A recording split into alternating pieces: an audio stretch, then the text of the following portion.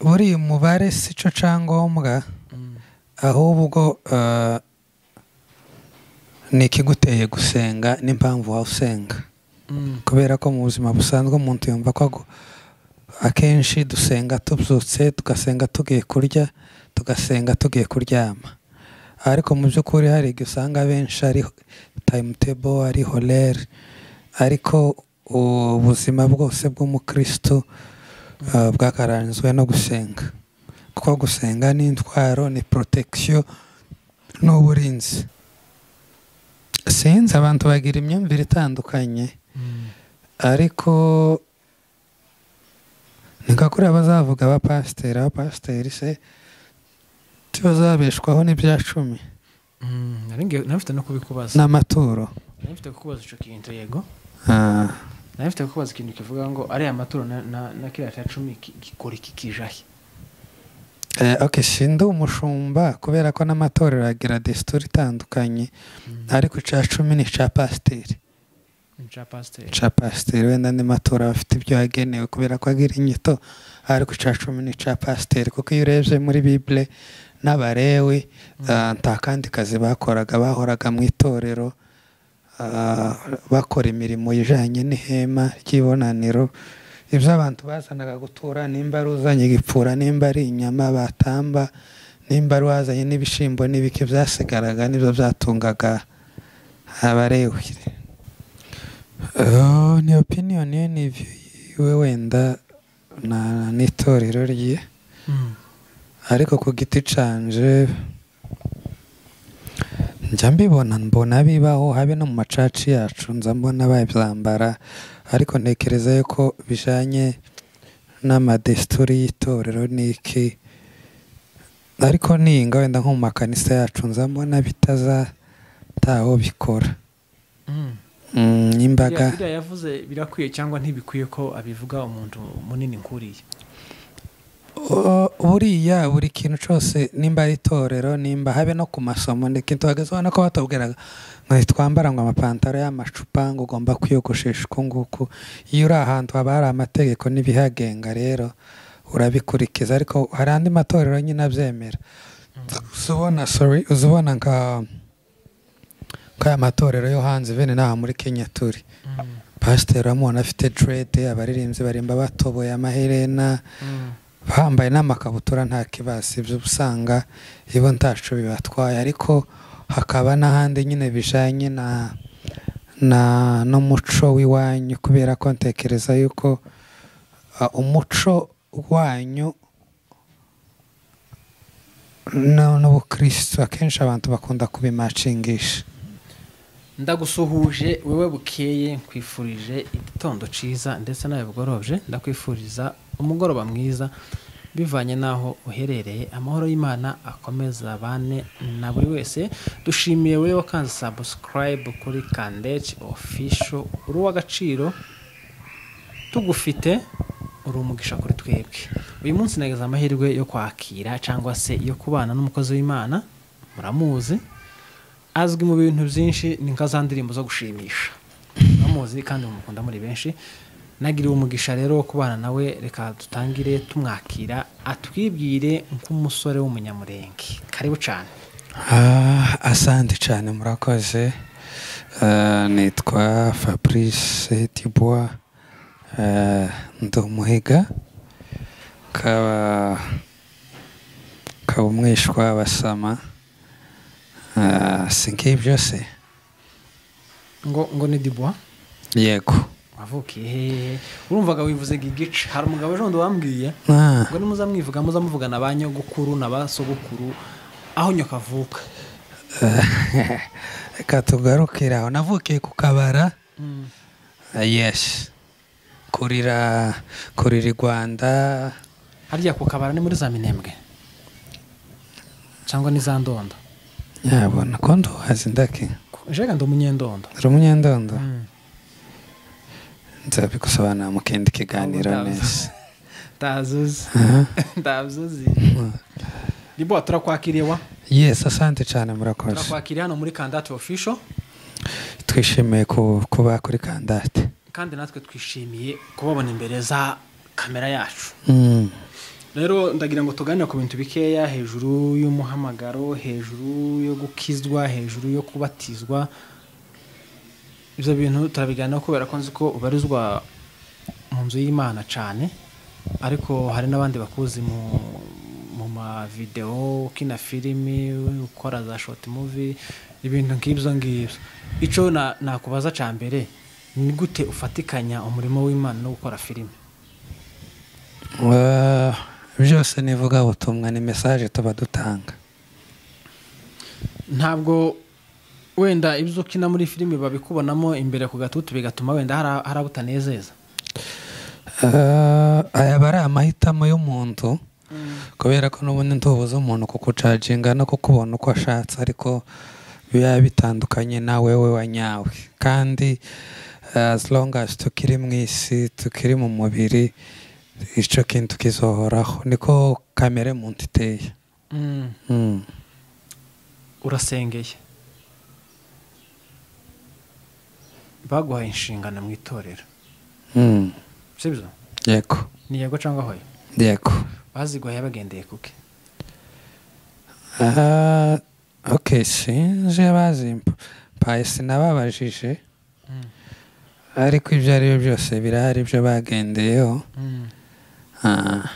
Ni ikihe kintu wiyiziho ariko utazukora? Niyiziho ndazankora? Wiyizi uko ushoboye ariko utazukora? Se buriya hari icyo ndumva ntasho ndagerageza nyine nubwo ntabikora neza. Ni ikihe kintu wakoze mu bwana bwawe ubu ngubu uza ureba ukavuga ati banshubijeyo sinogikora?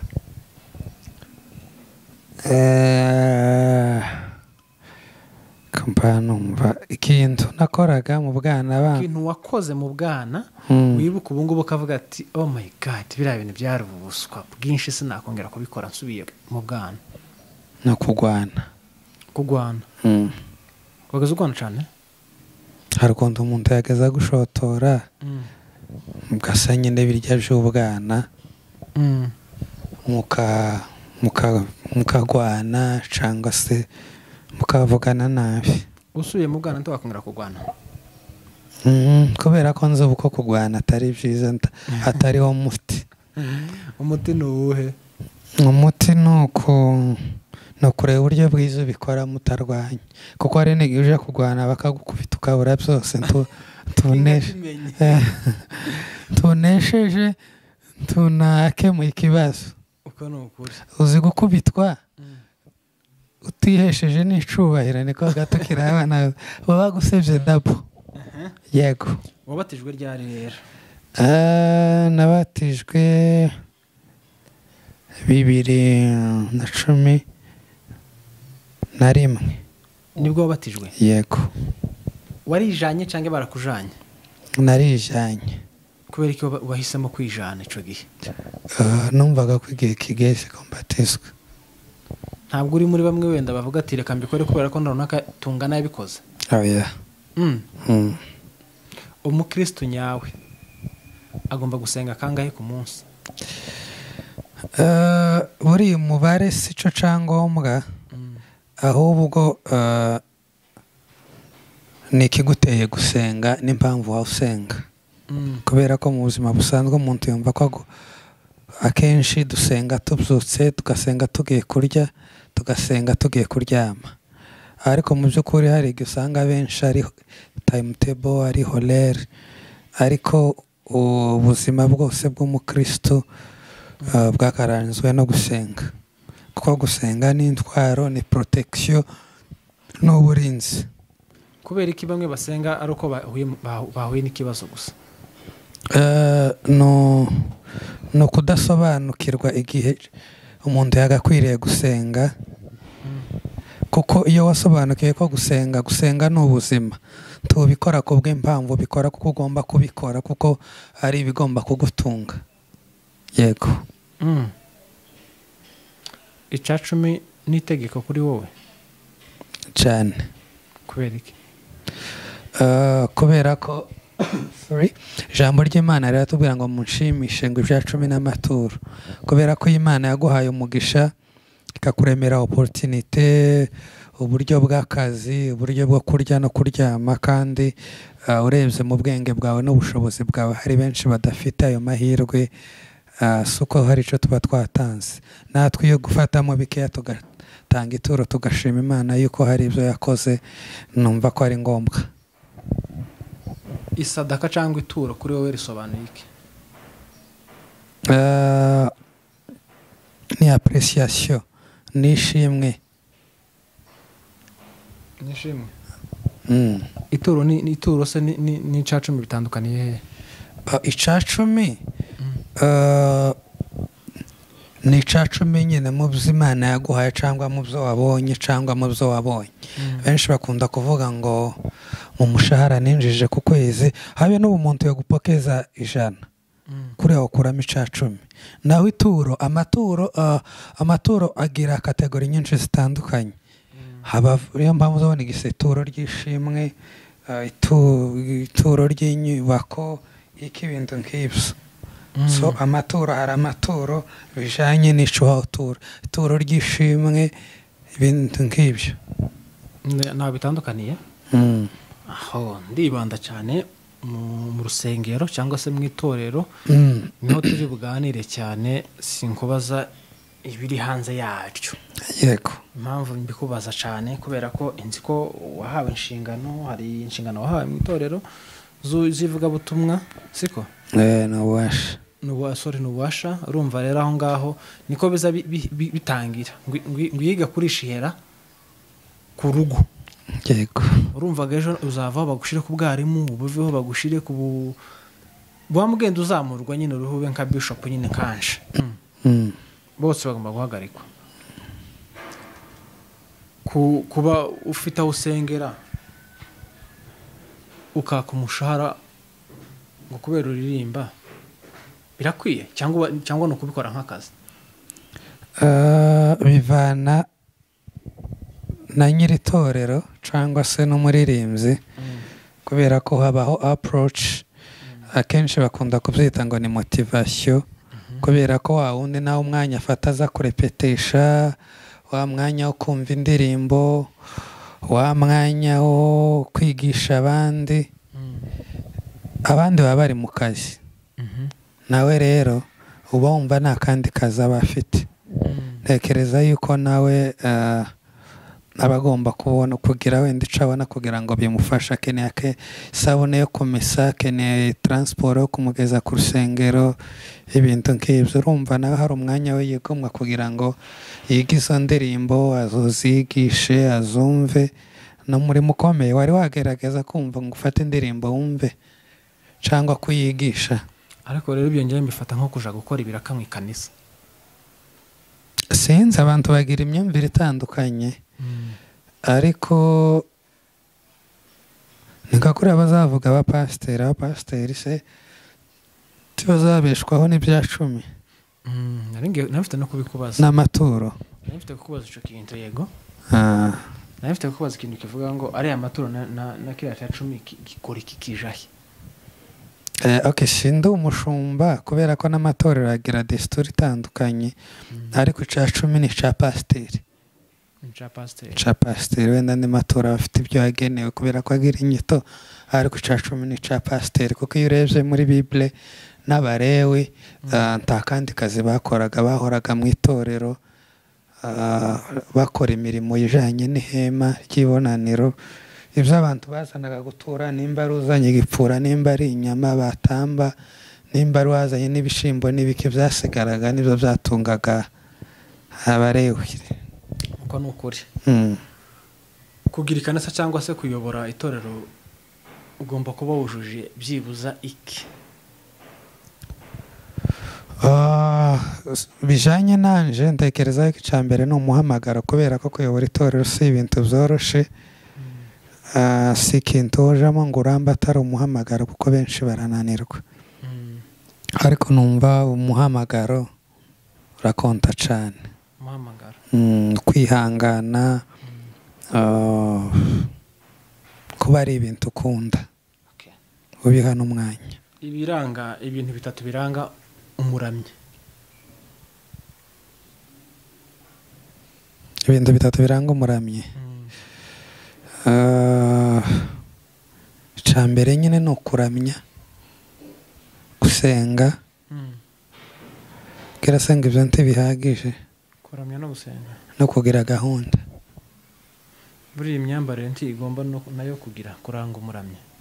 Nimba bimwe muri ibyo wambwiye nka bitatu.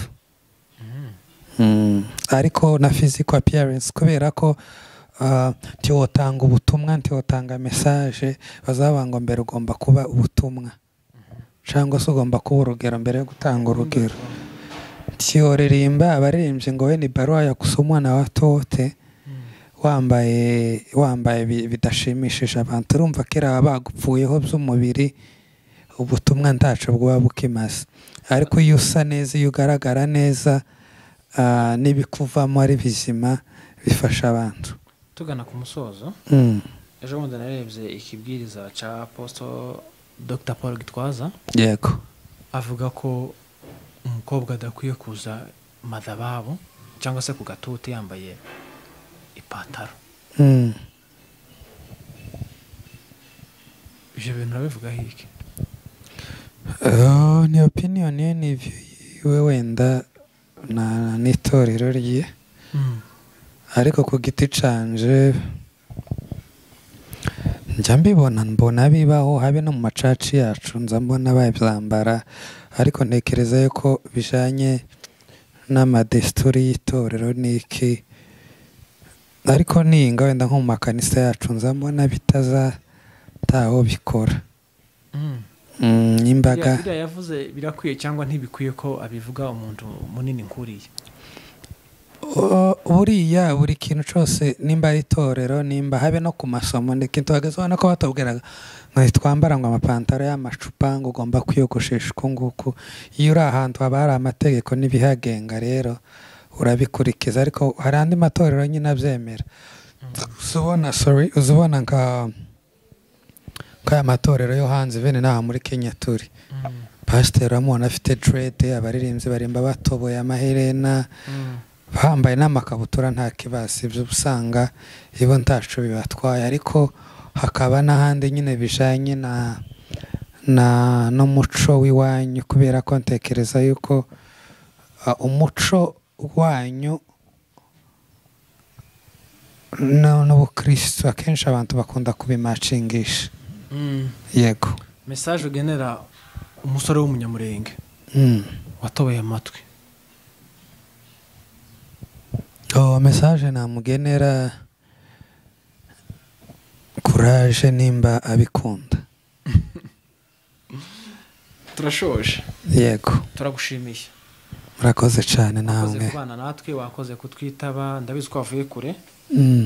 Kandi uri w'agaciro kuri Kandate Official. Imana igumugisha. Yego. Kandi Imana ikomeze ikwaguriye mu muhamagaro watangiye cyangwa se urugendo watangiye. Rero bakunzi ba Kandate Official, wowe utarakora subscribe, sinzi icurinze n'ukuri, kandi n'ubusa ntaco bisaba, ugende gusukandeho, muzamuduha subscribe n'ukuri. Ni rimwe pe, hari wambwiye ngo yarebye ikiganiro cacu ngo waraduha subscribe. Nimba zakanda akavaho akongera agasubiraho. Ariko ababikoze muri abagaciro cyane, turabashimiye. Mwakoze kubana natwe. Imana ikomeze baho umugisha, Imana ikomeze barinde. Bye bye.